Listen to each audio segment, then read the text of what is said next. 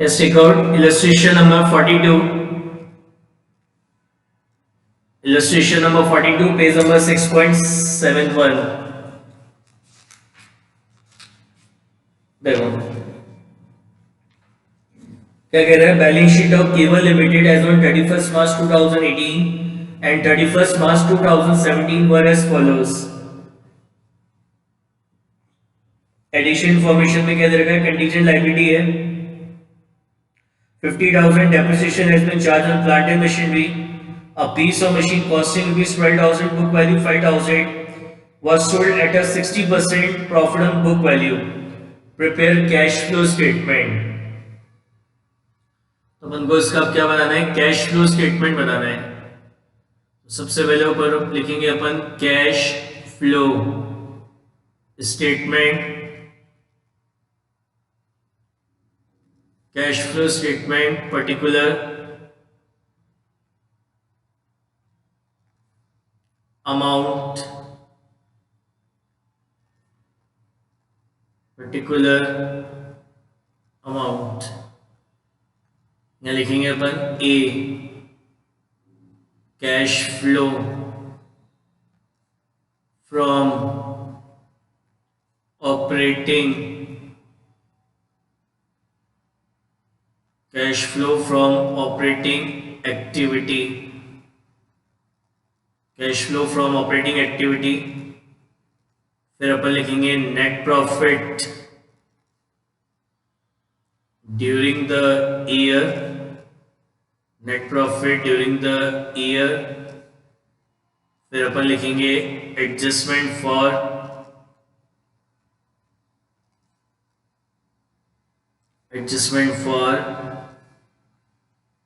उसके बाद फिर अपन लिखेंगे adjustment for working capital changes,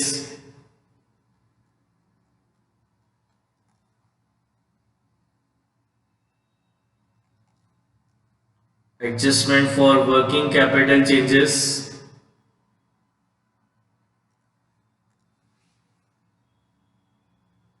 फिर अपन लिखेंगे B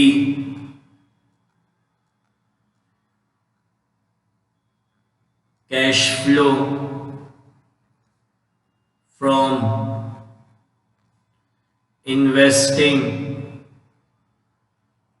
cash flow from investing activity.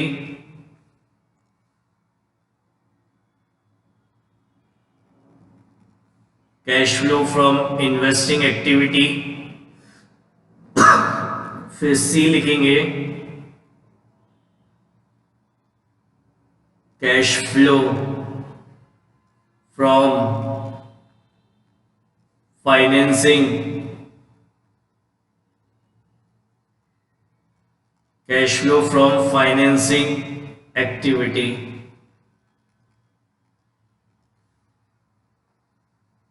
Cash flow from financing activity. देखो सबसे पहले आपको शेयर कैपिटल दे रखी है 7 लाख से 10 लाख की हो गई, यानी ड्यूरिंग द ईयर अपन ने 3 लाख के शेयर्स इशू कर दिए। सो issue of share capital is a financing activity. तो इधर लिखेंगे फाइनेंसिंग एक्टिविटी में इशू ऑफ शेयर कैपिटल कितना 3 lakh, issue of share capital 3 lakh. फिर आपको रिजर्व एंड सरप्लस दे रखे हैं, तो ये जो डिफरेंस है पता नहीं रखा रिजर्व एंड सरप्लस के अंदर क्या इंक्लूड है। तो in case of silence we assume that कि रिजर्व एंड सरप्लस के अंदर क्या इंक्लूड होता है, चौकस जो प्रॉफिट एंड लॉस अकाउंट है उसका बैलेंस। तो इसका ये जो डिफरेंस है वो आपका क्या आएगा, नेट प्रॉफिट 1,50,000 से 2,50,000 हो गया। तो net profit during the year, net profit during the year कितना आ गया 1 लाख। फिर आपका ट्रेड पेबल 40 से 50 हो गया, तो इंक्रीज इन ट्रेड पेबल, तो करंट लायबिलिटी इंक्रीज हो रही है, करंट लायबिलिटी के इंक्रीज होने से वर्किंग कैपिटल डिक्रीज होगी। मतलब जो आप पैसा अपने वर्किंग कैपिटल में इन्वेस्ट कर रखा है वो आपको वापस मिल गया, यानी कैश का क्या हो गया, इनफ्लो हो गया कितना 10,000। फिर फिक्स टेंजेबल एसेट दे रखा है, इसके अंदर प्लांट एंड मशीनरी और प्लांट एंड मशीनरी पे एडजस्टमेंट है, तो तो इसका अपन क्या बनाएंगे, अकाउंट बनाएंगे। क्या अकाउंट बनाएंगे, plant and machinery account. Plant and machinery account. तो ये असेट है, असेट का डेबिट बैलेंस होता है, तो डेबिट साइड में लिखेंगे to balance brought down. To balance brought down कितना दे रखा है आपका प्लांट एंड मशीनरी का, ओपनिंग बैलेंस आपको गिवन है कितना, 5 लाख। और यहां लिखेंगे बाय बैलेंस कैरेट डाउन।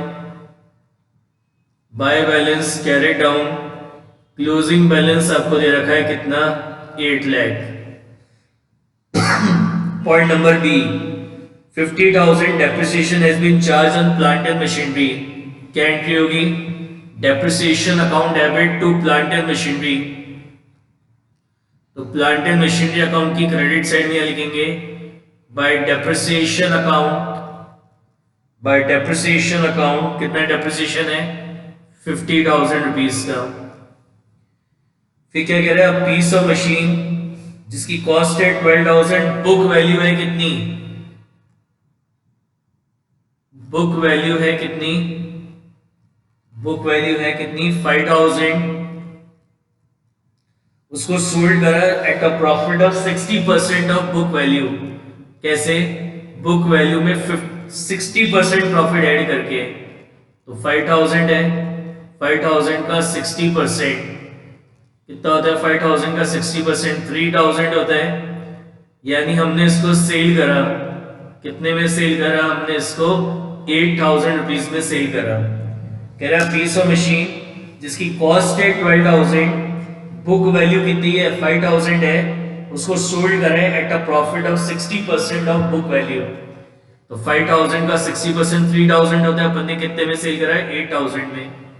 तो एंट्री क्या होगी, bank account debit to plant and machinery. तो प्लांट एंड मशीनरी अकाउंट की क्रेडिट साइड में आ जाएगा by bank account sale of plant and machinery. कितने की सेल करी अपन ने, 8,000 रुपीज की। अब अपन को इससे 3,000 का प्रॉफिट हो रहा है, प्रॉफिट कहाँ जाएगा, पीएनएल में। तो एंट्री जाएगी plant and machinery account debit to statement of profit and loss account, to statement of profit and loss account. ये आपका क्या है, profit on sale of machinery है, कितना है आपका, 3,000। ठीक है, तो अब आपका जो डिफरेंस आ रहा है वो आ रहा है 3,55,000। क्रेडिट ज्यादा है, डेबिट कम है, तो ये 3,55,000 बैलेंसिंग फिगर आ रहा है डिफरेंस। तो ये आपका कहलाएगा to bank account, to bank account balancing figure क्या कहलाएगा, purchase, purchase of plant and machinery, purchase of plant and machinery. कितना, 3,55,000। अब क्या हुआ, ये अपन को 3,000 रुपीज का प्रॉफिट हो रहा है, तो it is non operating income. तो नॉन ऑपरेटिंग इनकम को अपन क्या करेंगे, ऑपरेटिंग एक्टिविटी में एडजस्टमेंट फॉर्म में माइनस कर देंगे। Profit on sale of plant and machinery, profit on sale of plant and machinery, it is non operating income. और जितनी भी नॉन ऑपरेटिंग इनकम होती हैं उसको ऑपरेटिंग एक्टिविटी में एडजस्टमेंट फॉर्म में अपन क्या करते हैं, माइनस कर देते हैं। फिर ये क्या है, 3,55,000 की क्या है आपकी purchase of plant and machinery, it is a investing activity. तो यहां लिखेंगे purchase of plant and machinery, purchase of plant and machinery, it is a investing activity. कितना दे रखा है, purchase of plant and machinery 3,55,000। इससे कैश का outflow हो जाएगा। ये 50,000 क्या कह रहा है, अपन ने डेप्रिसिएशन चार्ज करा है, ये अपन ने डेप्रिसिएशन चार्ज करा है, it is non cash expense. तो ऑपरेटिंग एक्टिविटी में एडजस्टमेंट फॉर्म में ऐड कर देंगे। तो depreciation on plant and machinery, depreciation on plant and machinery कितना है, डेप्रिसिएशन प्लांट एंड मशीनरी का 50,000 रुपीज। और क्या है, फिर ये आपको दे रखा है sale of plant and machinery कितना 8000। तो sale of plant and machinery is a investing activity, उसको यहां लिखेंगे sale of plant and machinery, sale of plant and machinery कितना 8000। इससे कैश का क्या होगा, इनफ्लो हो जाएगा, इससे कैश का इनफ्लो हो जाएगा। ठीक है, हो गया ये एडजस्टमेंट। नेक्स्ट आपको दे रखा है करंट इन्वेस्टमेंट। तो करंट इन्वेस्टमेंट किस में आता है, कैश एंड कैश इक्विवेलेंट में। किस में आता है, कैश एंड कैश इक्विवेलेंट में। Opening balance, closing balance, current investment. तो करंट इन्वेस्टमेंट का ओपनिंग बैलेंस है कितना 45,000 और क्लोजिंग बैलेंस है कितना 60,000। उसके बाद इन्वेंट्री है 75 से 1 लाख की हो गई। सो इंक्रीज इन इन्वेंट्री, तो करंट एसेट इंक्रीज हो रहा है, करंट एसेट के इंक्रीज होने से वर्किंग कैपिटल भी इंक्रीज होगी, यानी इसमें और अमाउंट इन्वेस्ट कर दिया तो कैश का आउटफ्लो हो जाएगा कितना 25,000। उसके बाद एक cash and bank balance.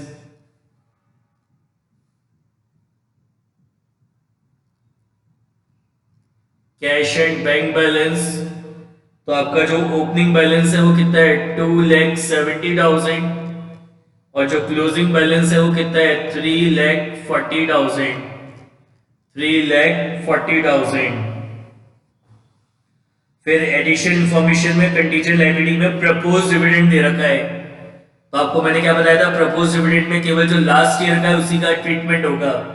Last year 40,000 का डिविडेंड प्रपोज हुआ था, अपन अज्यूम करें यही डिविडेंड इस साल क्या हुआ है, पे हुआ है। तो dividend paid is a financing activity. एक तो फाइनेंसिंग एक्टिविटी में लिखेंगे डिविडेंड पेड, केवल लास्ट ईयर वाला कितना है 40,000। और ये जो डिविडेंड पे कर रहा है, dividend paid is a non operating expense. तो नॉन ऑपरेटिंग एक्सपेंस है तो ऑपरेटिंग एक्टिविटी में एडजस्टमेंट फॉर्म में इसको ऐड कर देंगे। डिविडेंड पेड, कितना डिविडेंड पे करा है अपन ने 40,000 का। ठीक है, नाउ पॉइंट नंबर बी और पॉइंट नंबर सी का एडजस्टमेंट अपन ने कर लिया। अब ये एडलेस करेंगे, तो ये एडलेस करके आ जाएगा आपका FFO, फंड फ्रॉम ऑपरेशन। ये फंड फ्रॉम ऑपरेशन आ जाएगा कितना 1,87,000, 1,87,000। इसमें अपन ये वर्किंग कैपिटल चेंज करेंगे तो ये आएगा 1,72,000। ये आपका कहलाएगा net cash flow, net cash flow from operating activity, net cash flow from operating activity.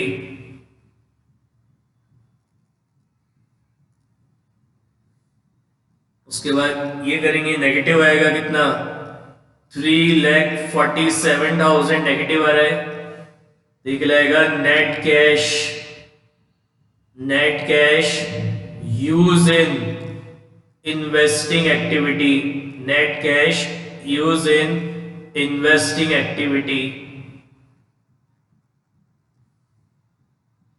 उसके बाद इसको नेट करेंगे तो ये आएगा 2,60,000। ये आपका कहलाएगा net cash flow, net cash flow from financing activity, net cash flow from financing activity.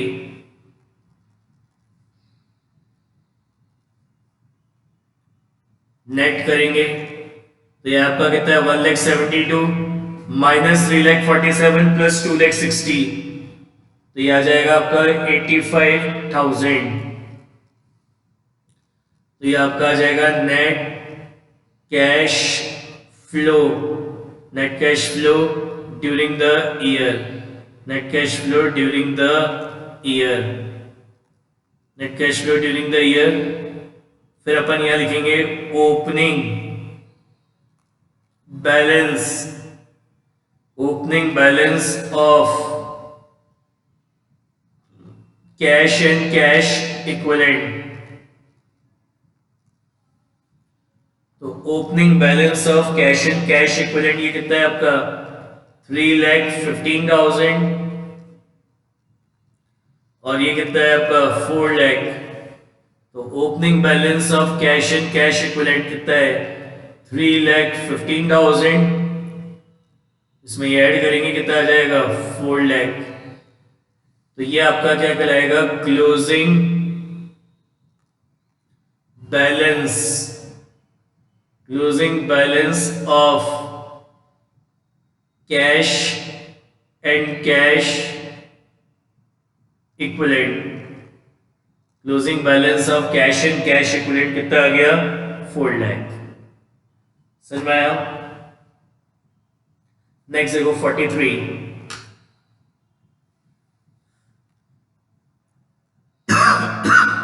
क्या कह रहे हैं? Following is the balance sheet of Sewak limited as on 31 March 18 and 17। Additional information में क्या लिखा है? Including in the fixed asset a piece of machine costing ₹70,000 on which the depreciation charge 40,000 and it was sold for 30,000. During the year 1,40,000 depreciation was charged on fixed asset. Share issue expense of 15,000 were incurred and write off from the statement of P&L. You are required to prepare a statement of profit and loss account. क्या बनाना है इसका? Statement of profit and loss account अपन को prepare करना है।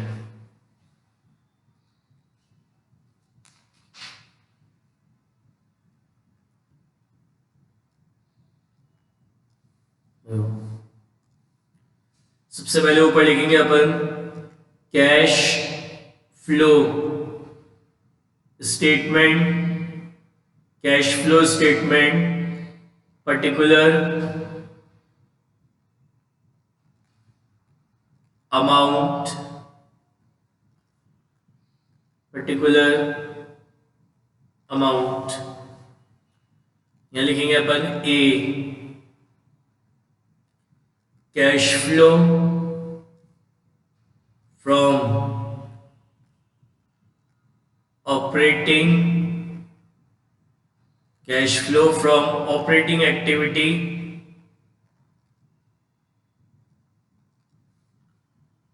फिर लिखेंगे अपन net profit during the year, net profit during the year.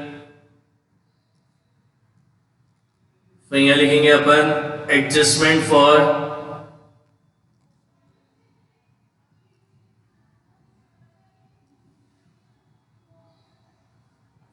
फिर इसके नीचे अपन लिखेंगे एडजस्टमेंट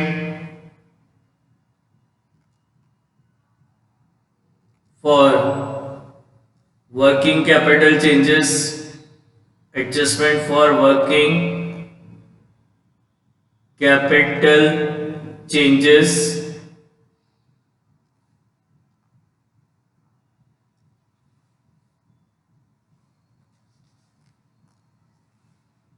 उसके बाद लिखेंगे B cash flow from investing activity, cash flow from investing activity,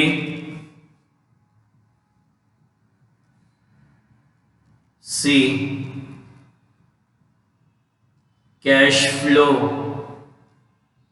from financing activity,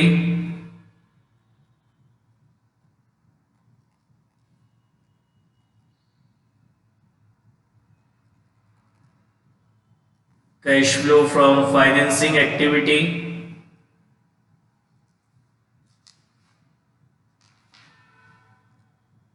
देखो सबसे पहले शेयर कैपिटल है, शेयर कैपिटल 4 लाख से 7 लाख की हो गई, यानी ड्यूरिंग द ईयर अपन ने 3 लाख के क्या करे शेयर्स इशू कर दिए।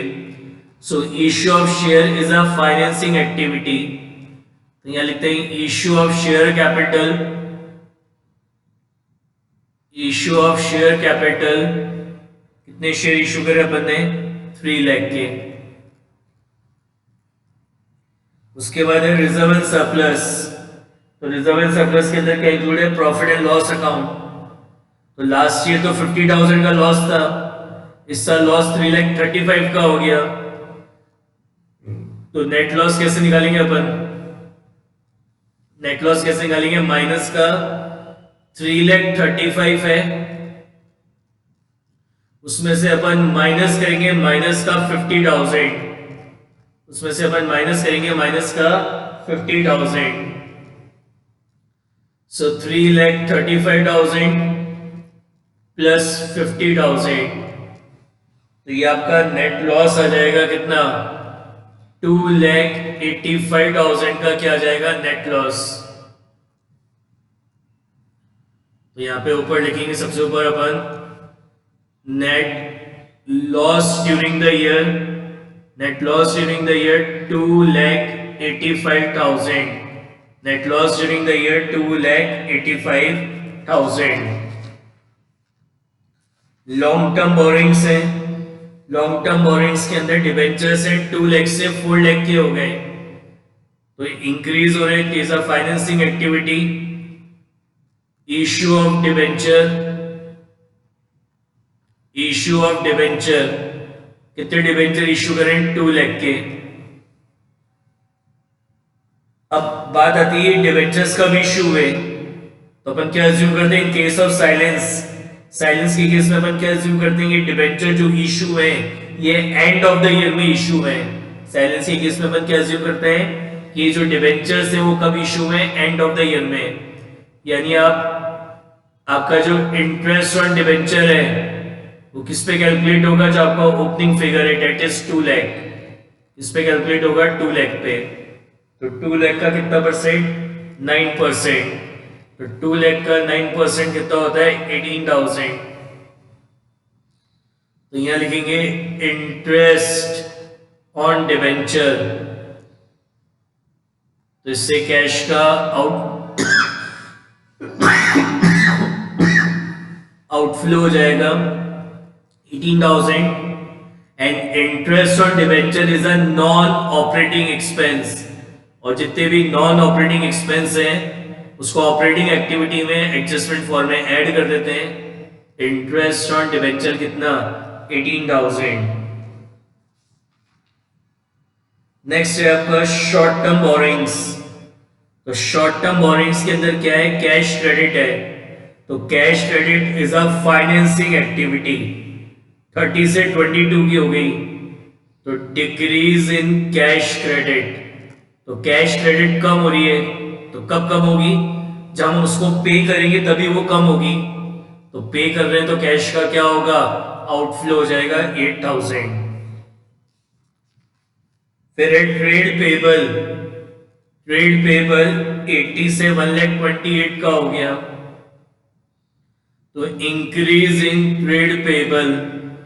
तो ट्रेड पेबल आपकी करंट लायबिलिटी होती है, तो करंट लायबिलिटी के इंक्रीज होने से वर्किंग कैपिटल डिक्रीज होगी, मतलब उसमें जो अमाउंट आपने इन्वेस्ट कर रखा है वो आपको वापस मिल गया, तो कैश का क्या होगा, इनफ्लो हो जाएगा, कितना, 48,000। फिर है other current liability. Other current liability के अंदर क्या इंक्लूड है, आउटस्टैंडिंग एक्सपेंस 10 से 20 के हो गए, तो increase in outstanding expenses, increase in outstanding expenses. Current liability increase हो रही है तो वर्किंग कैपिटल डिक्रीज होगी, मतलब जो वर्किंग कैपिटल में जो अमाउंट आपने इन्वेस्ट कर रखा है वो आपको वापस मिल गया, यानी कैश का इनफ्लो हो गया, कितना, 10,000। फिक्स टेंजेबल एसेट, इस पे एडजस्टमेंट है तो उसका अकाउंट बनाएंगे।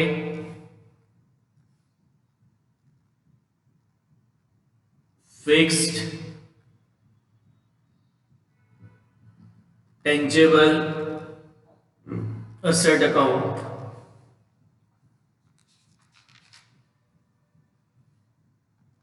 यहां लिखेंगे to balance brought down, to balance brought down 3 lakh, और यहां लिखेंगे by balance carried down 5 lakh.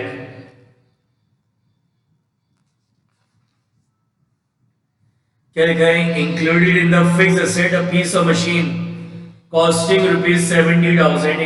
एक मशीन है जिसकी कॉस्ट प्राइस है कितनी? 70,000। On which the depreciation has been charge 40,000। जिस पर अब तक कितना डेप्रिसिएशन लग चुका है? जिस पर अब तक डेप्रिसिएशन लग चुका है कितना? 40,000 का डेप्रिसिएशन लग चुका है। जिस पर अब तक 40,000 का क्या लग चुका है? डेप्रिसिएशन लग चुका है। तो यानी इसकी जो बुक वैल्यू है, बुक वैल्यू या फिर यूं बोलो WDV कितनी है? 30,000 है। बुक वैल्यू है, WDV कितनी है? 30,000 है। उसको अपन ने सेल कर दिया। उसको अपन ने क्या करा? सेल कर दिया। कितने में सेल कर दिया? 30,000 में। तो 30,000 बुक वैल्यू थी, 30,000 में बेचा, तो ना तो कोई प्रॉफिट हुआ ना कोई लॉस हुआ। नो प्रॉफिट नो लॉस में सेल कर दिया। ठीक है, तो सेल करने की एंट्री क्या होगी? Bank account debit to fix asset. Fix asset account की क्रेडिट साइड में आ जाएगा by bank account. By bank account sale of fix asset कितना? 30,000। प्रॉफिट लॉस कुछ हुआ नहीं। असेट को सेल करने से ना तो कोई प्रॉफिट हो रहा है ना कोई लॉस हो रहा है। फिर कह रहा है डेप्रिसिएशन लगाया फिक्स असेट्स पे 1,40,000 का, तो एंट्री क्या होगी? Depreciation account debit to fix asset. तो फिक्स असेट अकाउंट की क्रेडिट साइड में आ जाएगा बाय डेप्रिसिएशन। बाय डेप्रिसिएशन कितना डेप्रिसिएशन लगाया अपन ने? 1,40,000 का। कितना डेप्रिसिएशन लगाया? 1,40,000 का। तो ये जो डिफरेंस है वो आपका बैलेंसिंग फिगर आ रहा है 3,70,000 बैलेंसिंग फिगर। तो ये आ जाएगा to bank account balancing figure purchase of fix asset. Purchase of fix asset.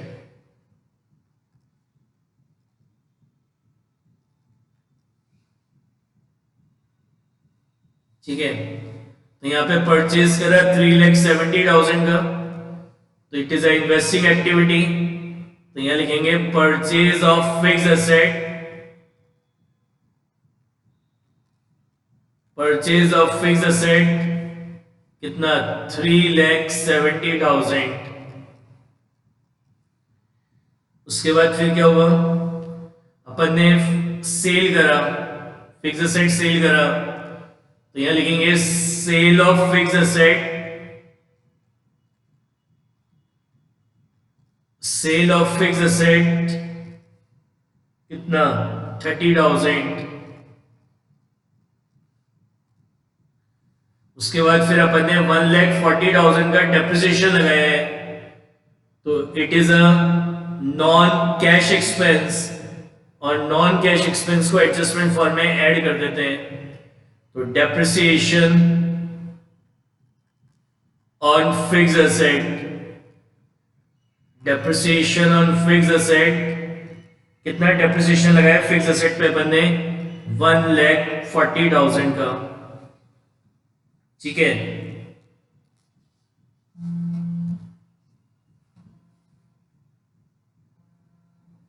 ठीक है, हो गया ये एडजस्टमेंट आपका। उसके बाद आपका क्या दे रखा है? नॉन करेंट इन्वेस्टमेंट 2 लाख से 1,40,000 के हो गए, तो ये कम हो गए, मतलब सेल कर दिया आपने। तो sale of investment, sale of investment, तो इन्वेस्टमेंट को सेल करने से कितना मिला? 60,000। ये कैश का इनफ्लो हो जाएगा। इन्वेंट्री है 50 से 1 लाख की हो गई, तो increase in inventory, current asset increase हो रहा है, वर्किंग कैपिटल भी इंक्रीज होगी, मतलब इसमें और अमाउंट इन्वेस्ट हो गया। कैश का क्या होगा? आउटफ्लो हो जाएगा कितना? 50,000। आउटफ्लो हो जाएगा कितना? 50,000। ट्रेड रिसीवेबल है 1 लाख से 1 लाख 70 के हो गए, तो increase in trade receivable, increase in trade receivable, तो करंट एसेट इंक्रीज हो रहा है तो वर्किंग कैपिटल भी इंक्रीज होगी, मतलब स्मॉल अमाउंट इन्वेस्ट हो गया, कैश का आउटफ्लो हो जाएगा कितना 70,000।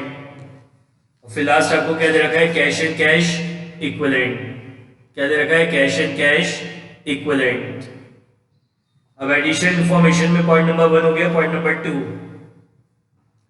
कह रहा है शेयर इश्यू एक्सपेंसेस पे करें 15,000 के, तो जो शेयर इश्यू एक्सपेंसेस पे करें it is a financing activity, it is a financing activity, तो share issue expenses, expenses paid, it is a financing activity, कितना है 15,000, पे करें तो कैश का आउटफ्लो हो जाएगा। देख तो ये फाइनेंसिंग एक्टिविटी तो है ही, एज वेल एज ये हमारा नॉन ऑपरेटिंग एक्सपेंस है, तो नॉन ऑपरेटिंग एक्सपेंस को अपन एडजस्टमेंट फॉर्म में ऐड कर देते हैं, तो share issue expenses return of, इसको अपन ने राइट ऑफ करा इसलिए यहां पे ऐड होगा, because it is non operating expense, it is non operating expense. कितना दे रखा है 15,000, हो गया एडजस्टमेंट सारे। अब ये एडलेस करेंगे तो नेगेटिव आ रहा है, क्या कहलाएगा LFO, लॉस फ्रॉम ऑपरेशन, कितना 1,12,000, 1,12,000। ये एडलेस करेंगे तो ये एडलेस करके नेगेटिव आ रहा है आपका कितना 1,74,000, तो ये आपका कहलाएगा net cash, net cash use in operating activity, net cash use in operating activity.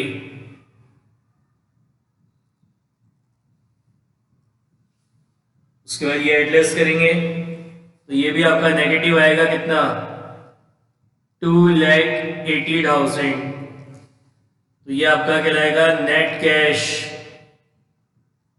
Use in investing activity, investing activity. इसको एडलेस करेंगे तो ये आएगा 4,59,000, ये कहलाएगा आपका net cash flow, net cash flow from financing activity.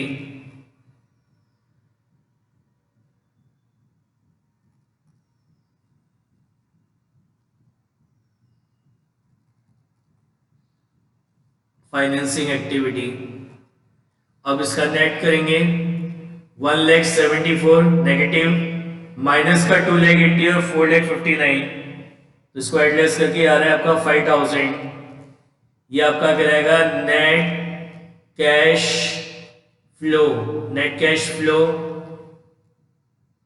During the year, net cash flow during the year. उसके बाद फिर अपन क्या लिखेंगे opening balance, opening balance of cash and cash equivalent, opening balance of cash and cash equivalent, तो opening balance of cash and cash equivalent कितना दे रखा है 20, तो 5 + 20 कितना हो जाएगा 25,000, ये आपका क्या कहलाएगा closing balance, closing balance of cash and cash equivalent, closing balance of cash and cash equivalent. समझ में आया?